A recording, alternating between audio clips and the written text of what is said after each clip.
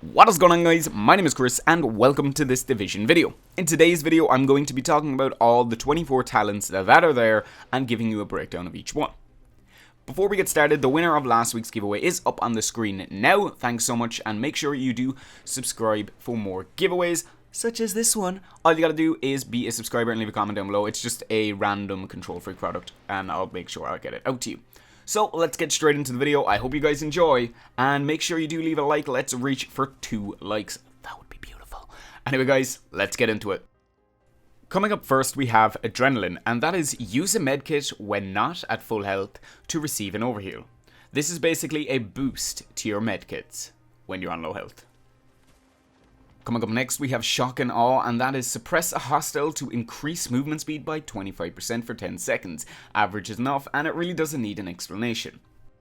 We have Critical Save coming up next, and that is use a medkit during low health to increase damage resistance by 40% for 10 seconds. Think of it this way: you're low on health, you use this, then you get a 40% shield and damage resistance for that duration. Up next, we have Combat Medic, and that is use a medkit near allies to heal the group members and proxy within 20 meters by 40%. 40% of their 100% health. This is huge for you PvE players that want to be able to withstand those high-end PvE creatures, or bad guys, whatever you want to go for. Coming up next, we have Triage, and that is heal an ally with a skill to reduce the skill cooldown by 15%. So if you use the healing AoE, whatever you want to use healing wise, it will reduce the cooldown by 15%. This is a nice talent for you guys that are going for support. The 6th skill is Battle Buddy, and that is revive a downed agent to reduce incoming damage by 50%. This is really crucial for you support players, because if your agents are down and you do an AoE revive, would that give you the damage resistance? I'm going to have to test that out and let you guys know. But what do you think? Leave me know in the comments down below. We have Shrapnel, which is applying a bleed to any target, triggers a 30% chance to apply the effect to all targets within 10 meters. Basically, if you did a bleed on a group of enemies, it has a 30% chance to hit all those enemies with the bleed, thus doing more damage and killing them pretty quick. Strike Back is up next, and that is reach low health to reduce active skill cooldowns by 20%. This is your Sticky Bomb, your Pulse, etc, etc. We then have Tactical Advance, which is complete a cover-to-cover move to increase weapon damage by 2%, or 7%, sorry, per meter covered for 10 seconds. So if you traveled a large distance for a cover-to-cover move, which is when you press A to move to a near cover, then you get a 7% increase for every meter that you traveled. So it's kind of like using cover to your advantage. Then we have Police Up, which is kill a hostile with any skill for a 25% refill on all your ammo to its full capacity. And then we have Evasive Action, which is during a cover-to-cover move, incoming damage is reduced by 30%. This is more of a survival-based skill for up-close or even long-range combat. We have Wildfire coming up next, which is applying a burn to any target, triggers a 30% chance to apply the effect to all targets within 10 meters. It is again an AoE typed proc, a proc being when it has a chance of applying, and I reckon it would do a lot of damage when it comes to the Dark Zone.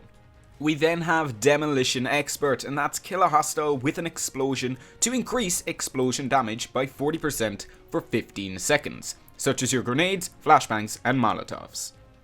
Fear Tactics is applying a shock to any target, triggers a 30% chance to apply it to all targets within 10 meters. This is again another AoE typed ability, and AoE is area of effect, meaning it affects the area it's in.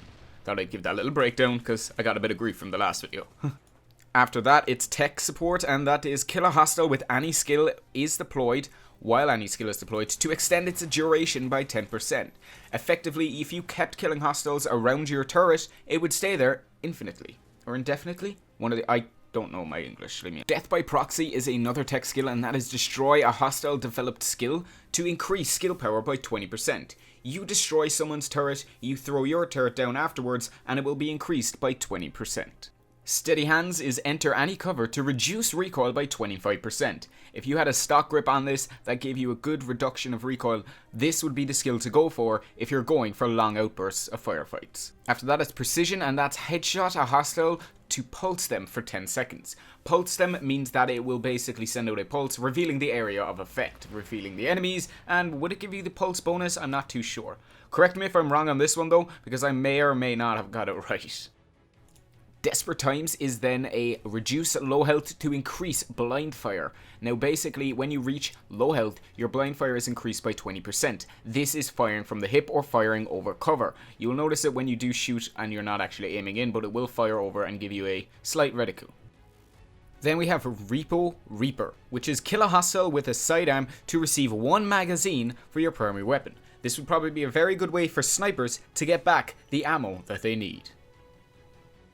On the move is when you kill a hostile while you're moving. It reduces incoming damage by 30%. This is crucial for when you want to survive in the dark zone or going into a high-end mission.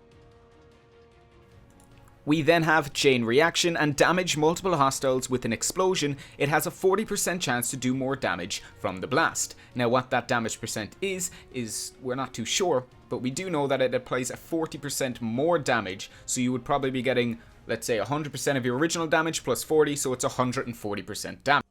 After that, it's Stopping Power, and that's suppress a hostile to increase headshot damage by 25%. You are a sniper, you throw your flashbang, suppress, headshot, they will be clean dead in a matter of seconds. Or you could always throw a bit of gas in there and it makes their controllers vibrate to hell. And the last one is None, and that's headshot a hostile to have a 50% chance of not consuming the bullet. Now that is pretty good, because if you're really good at landing your headshots, you're not going to have a problem with ammo. So guys, that's all the skills breakdown, for the Division. Make sure you do drop a like down below if you enjoyed the video or if you found it helpful. Make sure you do subscribe for more Division content, and make sure you do follow me on Twitter to get updated on all the news and recent activities going on around the channel. Anyway guys, thanks very much for watching. My name is Chris, and I will see you in the next video. Take care.